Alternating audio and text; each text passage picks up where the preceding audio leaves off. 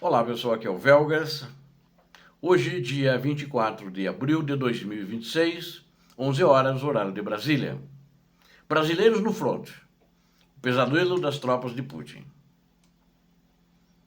Neste vídeo revelamos a atuação decisiva de um contingente de voluntários brasileiros, ao lado de forças de Kiev, da Ucrânia, esmagando as tentativas russas de avanço na região mais crítica dessa guerra, em todo o teatro de operações, que é a região de Pokrovsk. E vamos analisar também o colapso terminal das reservas de tanques da Rússia, que após décadas de acúmulos desde a era soviética, os tanques da Rússia, eles estão literalmente raspando o fundo do poço, o fundo do tacho, para manter a invasão. Não perca nenhum detalhe dessa reviravolta histórica. Inscreva-se no canal, aqui você vê somente a verdade. Peço a todos, deixem o like, comentem o que você acham da coragem dos brasileiros na linha de frente ucraniana. Note o seguinte, são voluntários. Talvez vocês vão ver em algum outro vídeo por aí, tropas brasileiras e tal. Não são tropas brasileiras, são brasileiros voluntários que escolheram, na minha opinião, o lado certo, porque não estão defendendo uma ditadura, estão defendendo a liberdade e a soberania da Ucrânia e defendendo a vida do povo ucraniano. Estão lá sentindo adrenalina, eles estão lá há bastante tempo, tem alguns, todos com experiência já em combate na própria Ucrânia. Muito interessante esse vídeo, tenho certeza que vocês vão gostar. Eu vou explicar também a conjuntura geral, não apenas a parte do avanço deles, mas a conjuntura geral do que está acontecendo ali e onde eles estavam sendo empregados, E as forças russas, então, estão tentando lançar ataques desesperados a partir do eixo de Pokrovsk. Eles estão ali ainda na parte sul da cidade, Eles querem eles querem desgastar os ucranianos que estão defendendo a cidade e a região também adjacente, E não apenas dentro da cidade, aquela parte controlada pela Ucrânia, o norte da Ucrânia, O norte da cidade de Pokrovsk, o sul está com a Rússia e o norte da cidade de Pokrovsk continua nas mãos ucranianos. E é praticamente a divisão da linha de frente e continua a linha da estrada de ferro. Contudo, o alto comando ucraniano respondeu com eu usei esse termo, essas informações eu recebi das Forças Armadas da Ucrânia, do Estado-Maior, Contudo, o alto comando respondeu com uma surpresa tática que desestabilizou esse grupo, que chegou o grupo de brasileiros às fileiras dos russos.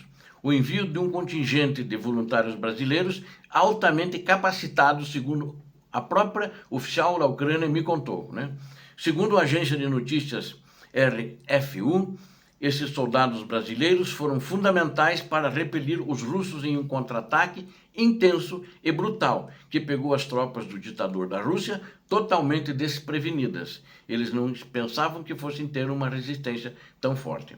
Atualmente, o foco russo está na tentativa de capturar a área ao redor de Pokrovsk e Mirnohrad.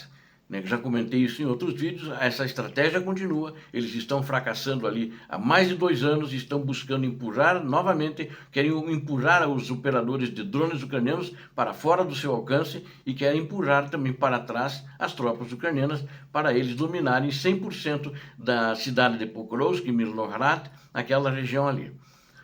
Os russos já começaram a posicionar artilharia pesada na periferia sul da cidade.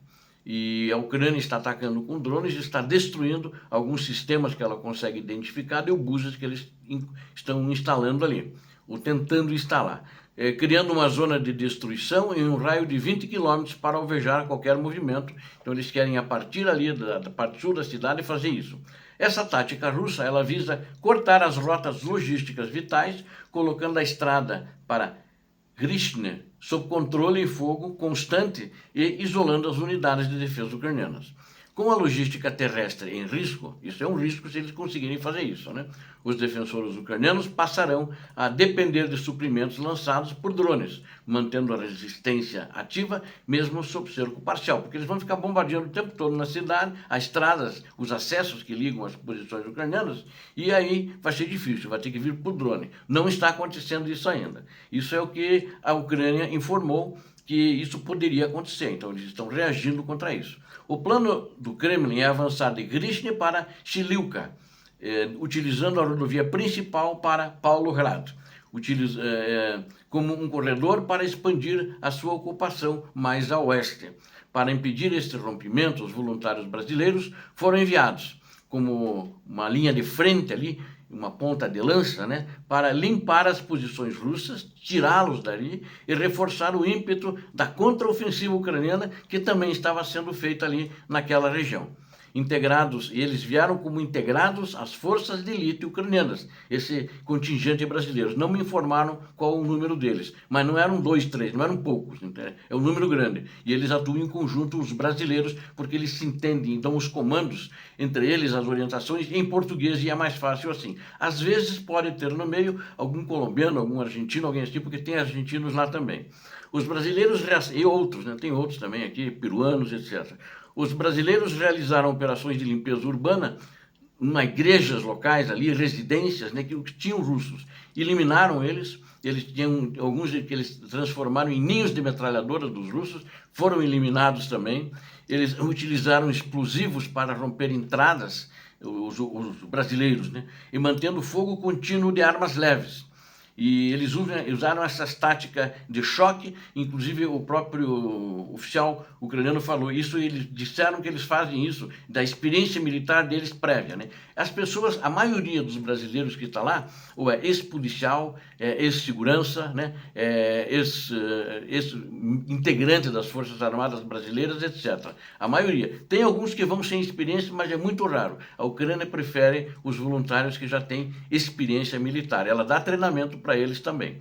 Essa abordagem agressiva causa ferimentos, causa desorientação total dos defensores russos, reduzindo drasticamente a capacidade de resistência antes da entrada nos edifícios onde os russos estavam, né?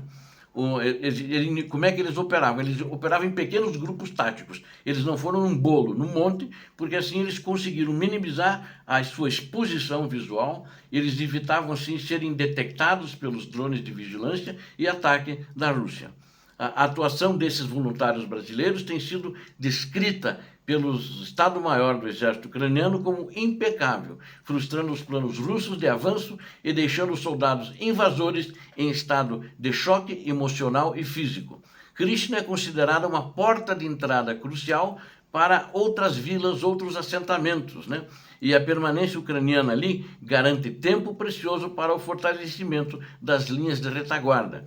Enquanto esse contingente de brasileiros e ucranianos das tropas de elite, esses brasileiros são das tropas de elite ucraniana também, garante o terreno, o exército de Vladimir Putin, o ditador criminoso, enfrenta uma crise estrutural que pode mudar definitivamente o curso da guerra. Relatórios de inteligência indicam que a Rússia está sofrendo um esgotamento acelerado de suas reservas estratégicas de tanque e veículos blindados e veículos de transporte em geral, porque foram destruídos muitos blindados e muitos tanques de guerra. A projeção atual aponta para uma escassez crítica de equipamentos mecanizados já para o final do ano de 2026, sem possibilidade de reposição à altura. Então, o que eu analiso aqui é o seguinte: todo aquele blá blá blá, aquela lorota que vem o Dmitry Medvedev, que ele já foi primeiro-ministro e presidente da Ucrânia, joga junto com Putin, de que vamos fazer isso, vamos fazer aquilo, vamos atacar a Europa. É tudo retórica. Nada disso vai funcionar porque eles não têm mais tanque. Eles têm tanque na Rússia, tem, mas não tem os mais de 30 mil que eles perderam entre blindados de combate e tanques de guerra. O que antes era visto como um arsenal quase inesgotável, acumulado durante meio século para enfrentar a OTAN no tempo da Guerra Fria, foi consumido em menos de 4 anos de combate na Ucrânia. Ou seja, a Ucrânia destruiu a frota deles de blindados em geral.